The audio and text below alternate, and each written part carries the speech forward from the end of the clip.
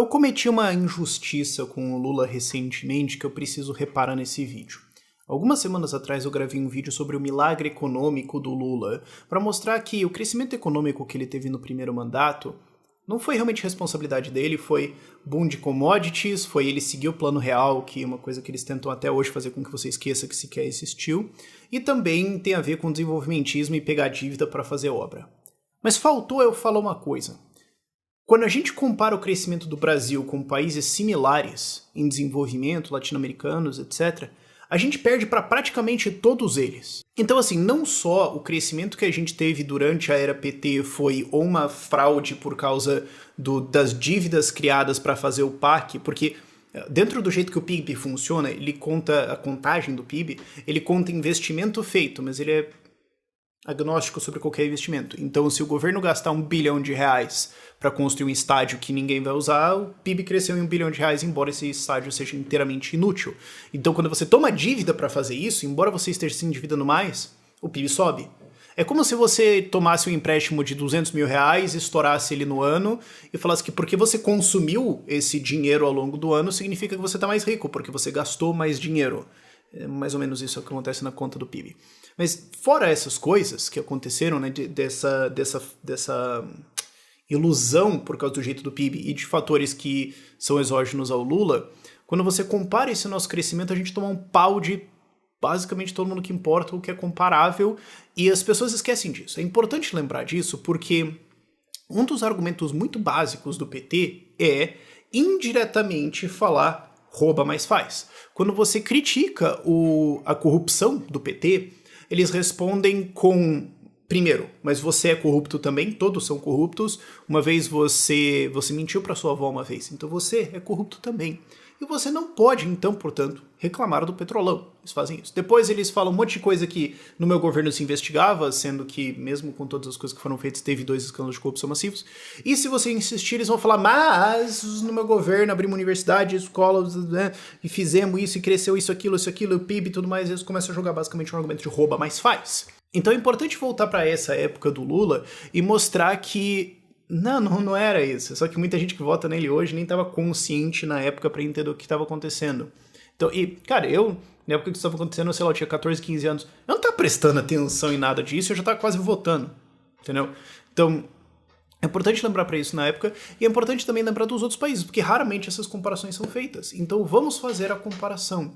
Isso aqui é dedicado, esse vídeo, a Laura Carvalho, é uma doutora economista, que fez uma comparação do crescimento da era Lula com a média do mundo. Não é honesto você comparar o Brasil com a média do mundo, porque vai ter um monte de país zoado lá que tá tendo guerra civil no meio do caminho, vai ter países que estão sendo invadidos ou invadindo outros, vai ter países que são muito mais desenvolvidos e crescem numa porcentagem muito menor, ou que não tem características como o Brasil. Então vamos procurar comparações que são honestas, comparações corretas do Brasil. Primeiro gráfico aqui, eu vou colocar para você o crescimento anual do PIB do Brasil, indo de 1990 até 2010. Por que esse recorte 90 a 2010? Porque 90 a gente não teve o plano real ainda, 94 foi o plano real. Então você vê que não estava indo muito bem assim o Brasil, né? A gente chegou a ter 50% de inflação mensal. Então o que acontece? Em 1994 a gente tem um plano real, tem um grande crescimento, e em 98 você tem alguns problemas econômicos internacionais que afetam o Brasil, isso pegou vários países em desenvolvimento, mas você tem um ressurgimento disso, e você tem uma retomada após 98, né, 99, 2000, etc., que continua essa tendência no governo Lula. Então, o Lula assumiu em 2003, então ele não responde pelo crescimento de 2000, 2001 e 2002. Não tem lógica isso. Então você vê que esse crescimento que ele teve foi uma continuidade daquilo que estava vindo do plano real. E ali no finzinho do gráfico você tem as consequências da crise de 2008, ela bate muito mais em 2009, a gente tem um encolhimento de PIB bem pequenininho, 0,1%, depois você tem uma retomada pós-crise que é relativamente normal, muito mais alta, 7,5%, e também tem já entrando um monte de coisas de PAC aí, de BNDES fazendo dívida, um monte de coisas para criar mais obras, para criar mais gasto público, que artificialmente cria o PIB, mas aumenta o PIB, mas não é como se todo mundo tivesse realmente enriquecido. E esse gráfico é o que eu chamo de o gráfico A História do PT da Economia. Porque, note, ele acaba em 2010. Segundo o PT, nada aconteceu de 2010 até hoje. A gente entrou num vórtex temporal onde as regras não valem e todos os pontos são inventados e, de repente, fascismo. Não existiu uma Dilma. Porque agora, quando você coloca o gráfico 2, você consegue ver quais são as consequências de todos esses programas que começaram de gastos públicos, que o Lula começou em 2007, intensificou 8, 9, 10, e a Dilma tocou para frente. Você vê a maior crise econômica da história do Brasil. Maior, inclusive, do que a crise do Covid. Esse gráfico que está na tela agora, se você está lavando louça, por favor, dá uma olhada. Então, agora que você já pegou a linha base, o que foi Brasil nessa época, deixa eu mostrar para você a comparação com alguns outros países. Vamos primeiro comparar aqui com vizinhos nossos, países de um porte um pouco maior, né? Vamos tirar aí Suriname, ou Equador, ou Uruguai. Vamos colocar Colômbia, Chile e Argentina, países que também têm a característica de serem latinos, países em desenvolvimento, países com dificuldades, com problemas de corrupção, e países que também são muito fortemente exportadores de commodities. E o que a gente vê? A gente vê que todo mundo teve um crescimento maior que a gente. A gente ali, especialmente se você pegar 2002 até 2008, a gente ali em azul embaixo. Em verde você tem a Colômbia muito acima da gente, você tem o Chile ainda mais, né? Depois um pouquinho a Colômbia passa um pouquinho na frente, mas o Chile tendendo a estar na nossa frente, e a Argentina...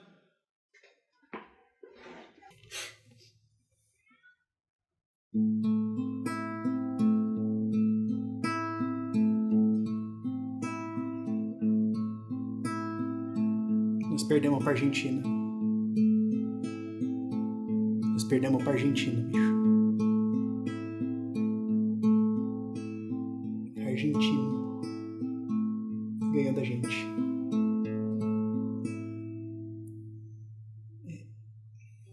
Nós perdemos para a Argentina, bicho. Mas tá, esse lamento posto, vamos comparar o Brasil com outro grupo de países, porque essas seleções podem ser assim um pouco arbitrárias, né? Então é legal você ter grupos diferentes, lógicas diferentes para você poder fazer uma comparação melhor. Vamos comparar com países de população muito maior, países de grandes dimensões geográficas, que ainda estão se desenvolvendo, né? Então não vale colocar Estados Unidos aqui dentro. Né, vamos colocar países que ainda têm muita desigualdade interna, muito problema com instituições, corrupção, problemas étnicos, línguas diferentes, povos diferentes. Acho que dá uma aproximada no que é Brasil. Então, Turquia, Indonésia e Índia. Acho que são comparações dentro desse grupo razoáveis. Vamos ver. Gráfico na tela aqui, o terceiro gráfico da gente. Você tem novamente o Brasil em azul, lá embaixo. Em verde você tem a Turquia, ela toma na cara lá em 2001, cresce pra caramba de novo, fez umas palhaçadas ali, caiu, mas depois também na crise de 2009, 2010, ali retoma um crescimento muito forte. E assim, eu não tô elogiando a Turquia aqui, o Erdogan é totalmente um ditador, ok? Mas resultados econômicos, você pode colocar esse grupo. Executivos altamente questionáveis. Dava para fazer esse grupo também, por exemplo, né? Mas a Turquia tem um resultado interessante, a Indonésia tem um resultado muito mais consistente. Eles ganham da gente só em eles perdem da gente, só em 2004 por um pouquinho, em 2010 por um pouquinho, mas consistentemente um crescimento muito maior do que o nosso. E a Índia simplesmente passa a porrada, né? A gente não tem o que fazer aqui. Só em 2008, aparentemente, eles perdem da gente por um pouquinho. E depois você vê ali na segunda metade, né, depois de 2010, uma gigantesca vala onde reside o cadáver da economia brasileira em relação a essas economias em desenvolvimento. Que também tem muito a ver com commodities, com empregar uma massa de pessoas que ainda tem baixo nível de educação ou baixas condições, problemas de infraestrutura, etc. Não explica a diferença, cara. O Brasil, especialmente na Dilma, tomou um atraso colossal, mas mesmo nessas épocas de ouro do Lula, nós estamos passando vergonha. E por último, eu queria fazer uma comparação, essa aqui eu acho que ninguém esperava, mas é só para você ter uma noção de um país que em 2003 tomou a decisão de fazer profundíssimas reformas na direção de liberdade econômica versus o Brasil. Esse país é a Geórgia. Eu já fiz um vídeo sobre esse país, ele fica do lado da Armênia, do Azerbaijão ali, sul da Rússia. Você pode falar, cara, mas é um país pequeno e tudo mais. Tá, eu sei, tem pouco a ver com o Brasil. Fora ser um país em desenvolvimento, também tem problemas graves com corrupção, uma porrada de estatais e tudo mais, mas assim, geograficamente a população... uma população muito mais homogênea, você tem geograficamente menor, muito mais urbanizada, ok. Mas ainda assim, dois países que escolheram rumos diferentes. A Geórgia teve a Revolução das Rosas no fim de 2003, e ali já começou a colocar um monte de mudanças. 2004 para frente teve várias modificações na economia.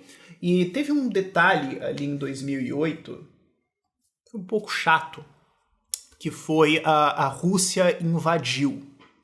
Então, assim, esse país entrou em guerra com a Rússia e perdeu. Inclusive, em torno de 20% do território da Geórgia até hoje é ocupado pelo governo russo ilegalmente, né? Vale lembrar isso. Então, leve isso em consideração quando você fizer essa comparação. Agora, com o gráfico na tela do PIB, eles só perdem um pouquinho da gente em 2008, 9 e 10.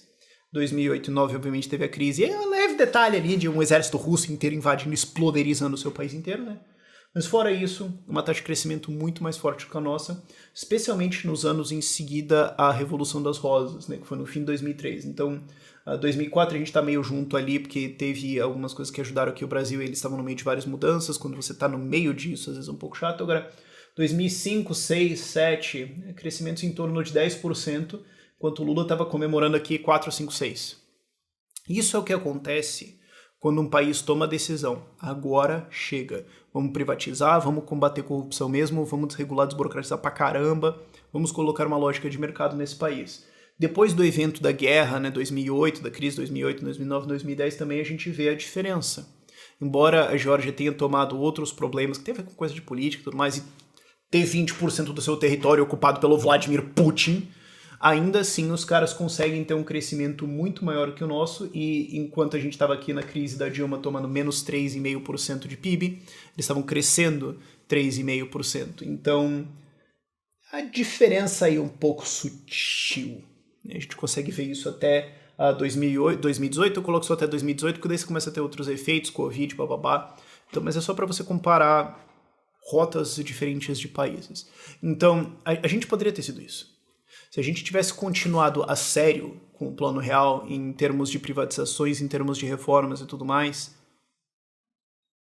imagina 10% de crescimento em 2003, 4, 5, 6, 7. 8 ia acontecer, 9 não tinha o que fazer, mas imagina a diferença da rota. Qual que é a coisa que a gente poderia ter sido, mas não foi porque o PT entrou e fez o que ele fez. Então tá corrigida a injustiça aqui com o Lula, além de ter vários fatores exógenos que respondem pelo crescimento dele. É importante notar que o que eles fizeram atrapalhou as coisas, deu um resultado pior do que poderia ser e enterrou o Brasil numa crise gigantesca com a Dilma Rousseff. Agora tá corrigido. Os dados são todos do Banco Mundial, é só você usar os gráficos deles lá, é uma interface bem bonitinha, sugiro para vocês. Bastante coisa lá se você quiser comparar, mas por esse vídeo é isso.